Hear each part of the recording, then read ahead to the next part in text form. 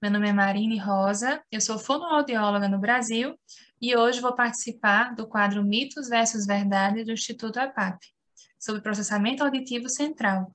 Eu gostaria de agradecer ao convite ao Instituto EPAP, então vamos ao ponto principal. O que é que a gente geralmente na clínica recebe, né? Algumas dúvidas de pais, de profissionais, de professores e até pacientes que vão realizar ou que já realizaram a avaliação do processamento auditivo central. Às vezes eles chegam e falam assim: ah, mas eu já fiz o teste e eu tenho processamento auditivo central. Essa afirmação, ela é verdade ou ela é um mito, né? Então, eu já vou responder para vocês. Ela é verdade, mas o que é que a gente precisa ter atenção? Todos nós temos processamento auditivo central. Porque o processamento auditivo central, ele se refere, por definição, à eficiência e efetividade com que eu aproveito a informação auditiva. Então, geralmente, tem alguns autores que falam que é o que a gente faz com o que a gente escuta. Então, na verdade, todos temos processamento auditivo central. Entretanto, algumas pessoas apresentam algumas alterações e algumas dificuldades. E caso seja diagnosticado por meio de um teste, que a gente vai falar um pouquinho mais na frente, aí a pessoa que tem essa alteração vai ter um transtorno do processamento auditivo central. Então, esse tem o processamento auditivo central, é verdade, entretanto, temos que ter atenção que todos nós temos o processamento. Quem tem a alteração é que tem o transtorno.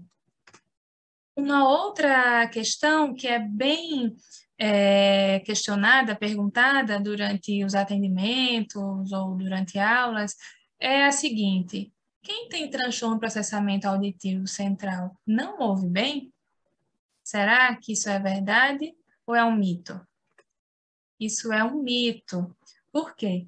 Geralmente, o que é que acontece? As pessoas que apresentam esse transtorno, eles apresentam algumas características, como pedir para repetir, fala sempre o quê, ou principalmente se incomoda, não consegue compreender quando existe algum barulho do lado, na hora que ele está conversando, ele não consegue entender, principalmente quando está em algum ambiente ruidoso.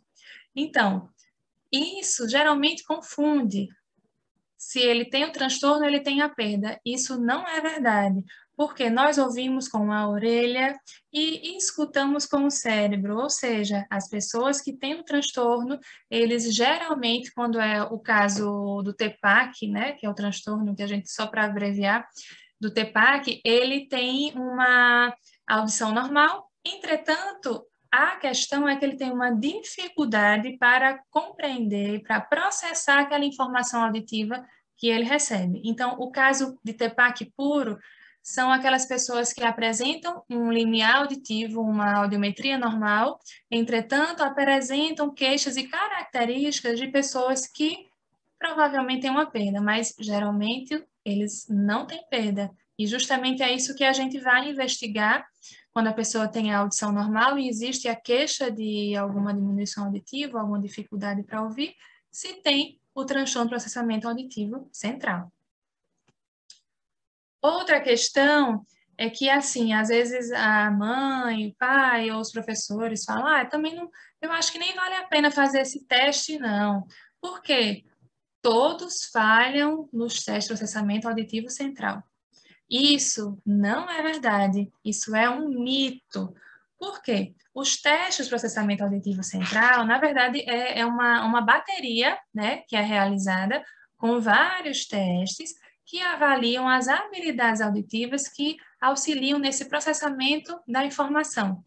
E aí, o que é que acontece? Esses testes, eles são padronizados de acordo com a idade e com o grau de dificuldade, né? E aí, por exemplo, nessa figura aqui, a gente tem o teste PSI, que é geralmente utilizado em crianças, mas naquelas que não sabem ler.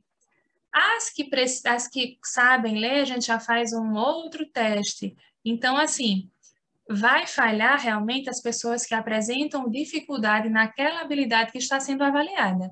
Nem todo mundo falha. Embora quando você está dentro da cabine, às vezes acha difícil o teste, mas passa no padrão que está estabelecido, porque são critérios que são pré-estabelecidos de acordo com cada idade. Outra questão, já como eu falei, né? Existem várias habilidades auditivas. Então, será que eu preciso realizar todos os testes que eu tenho disponível para avaliar processamento auditivo central? Não. Isso é um mito. Porque, incluir na sua bateria todos os testes que existem, você vai demorar muito, vai cansar o paciente, e não é essa o nosso objetivo, né? Então, eu não preciso realizar todos os testes. O que é que eu preciso incluir na minha bateria do processamento auditivo central? Eu preciso incluir testes verbais e testes não verbais, testes que sejam de acordo com a idade do paciente que está sendo avaliado, e é claro que eu preciso avaliar todas as habilidades auditivas importantes, como localização sonora, integração binaural, fechamento auditivo, figura fundo. Então, eu preciso realizar testes que avaliem todas as habilidades auditivas que são importantes. Existem alguns guidelines americanos, britânicos, canadenses que falam e mostram, até brasileiro também, que identifica, na verdade, a recomendação da bateria mínima para avaliação do processamento auditivo central. Então, a gente precisa estar atento a escolher o teste adequado para cada avaliação. Entretanto, eu preciso estar atenta à bateria mínima, para que eu consiga englobar todas as habilidades e eu realmente consiga chegar ao diagnóstico final, se a pessoa tem ou não o transtorno do processamento auditivo central. Existem alguns padrões que mostram, alguns guidelines, como eu falei, que mostram que tem alguns padrões diferentes. Por exemplo, alguns identificam que precisa ter mais de 2 habilidades alteradas, outro depende, se forem 3 em uma orelha, você já tem o TEPAC. A gente precisa ter em mente esses guidelines e as recomendações para seguir e dar o diagnóstico corretamente. Outra questão é que geralmente, às vezes chega um adulto ou um idoso e fala assim, mas o TEPAC é só em crianças, eu não vou avaliar processamento auditivo central. Isso só acontece, o transtorno só acontece em crianças. E isso não é verdade. Então, o TEPAC acomete pessoas de qualquer faixa etária?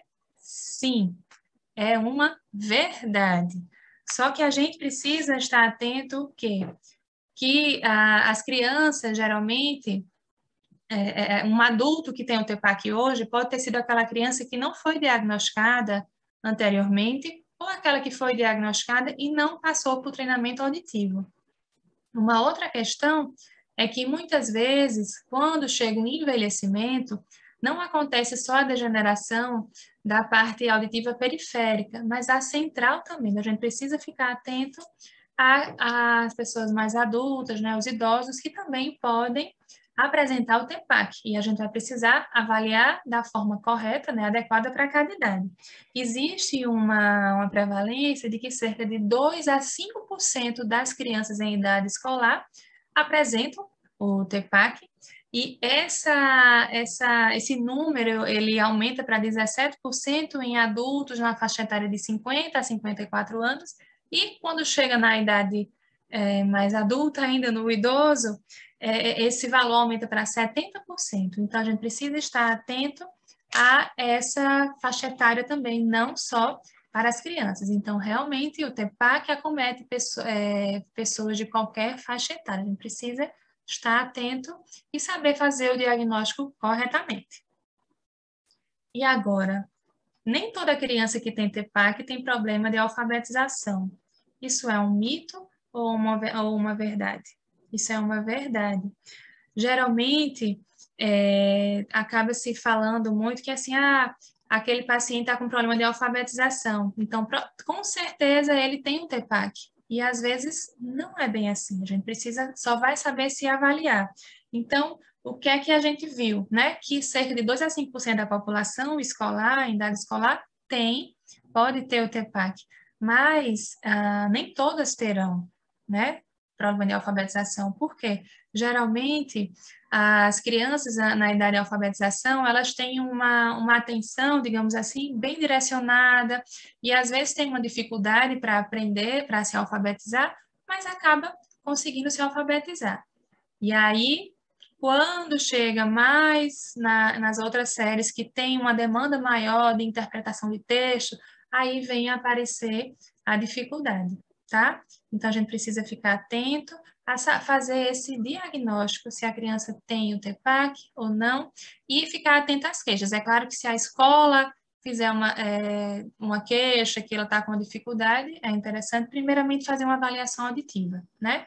E depois fazer os outros exames e, quem sabe, até fazer as outras avaliações para identificar se existe realmente algum problema de aprendizagem, de repente uma dislexia, uma descalculia, mais para frente, que pode estar associada a essa dificuldade. E é isso que a gente vai falar agora. O TEPAC, ele vem sempre acompanhado de alguma outra dificuldade. O que é que a gente tem visto na literatura e na prática? Geralmente vem acompanhado, né? Entretanto, não é sempre. Existe o TEPAC puro, que a gente chama, que é aquele que é característico que a criança tem uma audição normal, só que ela se comporta como uma pessoa que tem uma perda, ou seja, não escuta, não entende quando as pessoas falam, tem problema de aprendizagem, e aí a gente precisa ficar atenta, mais uma vez, como eu falei. Quando é que ele vem acompanhar? Então, geralmente, o que é que a gente tem visto em termos de prevalência? No Reino Unido foi feita uma pesquisa que mostra que entre 0,5% e 1% apenas tem TEPAC puro, ou seja, não tem nenhuma outra alteração, como dislexia, TDAH, e de 30% a 70% vem acompanhado com alguma outra comorbidade ou algum outro fator que está atrelado ao processamento auditivo também. Então, para isso, a gente precisa de um diagnóstico diferencial. E aí entra uma equipe multidisciplinar. Então, além de fazer a avaliação audiológica básica, né, que é o padrão ouro, audiometria e metanciometria, e a avaliação do processamento auditivo central, é importante que entre nessa equipe o psicopedagogo e outros profissionais, o fonoaudiólogo em si, que vai fazer a avaliação e identificar o que é que está por trás também, o que é que está junto desse TEPAC, que pode estar piorando a questão da aprendizagem desse aluno. E aí, uma outra questão que geralmente causa alvoroço, digamos assim, quando a gente está ministrando essa aula, que a gente fala das características de quem tem esse transtorno, é esse. Então a pessoa que tem algumas características do TEPAC vai ter o TEPAC? Isso é verdade ou não? Isso não é verdade, isso é um mito. Por que causa alvoroço, como eu falei? Quando a gente vai falando as características, que é perguntar o que, se é desligado, se é desatento, ter dificuldade para entender a informação auditiva, principalmente quando eu tenho um ruído de fundo. E aí, algumas pessoas ficam se perguntando, mas será que eu tenho o TEPAC? Então, se você tem alguma característica do transtorno, não quer dizer que você terá. Existem pessoas que são desatentas por outro motivo, não por conta do TEPAC. Então, mais uma vez, é importante que se faça uma avaliação audiológica básica para saber como que está a audição desse paciente dos limiares auditivos e, em seguida, realizar a avaliação do processamento auditivo quando for indicado e ter cuidado com a bateria, usar os critérios de normalidade de acordo para a idade, para que se tenha esse diagnóstico. E se caso tenha alguma outra comorbidade, fazer uma avaliação com uma equipe multidisciplinar para fazer esse diagnóstico diferencial. Espero que vocês tenham gostado. Logo mais teremos mais algumas aulas a respeito do processamento auditivo central e muito obrigada.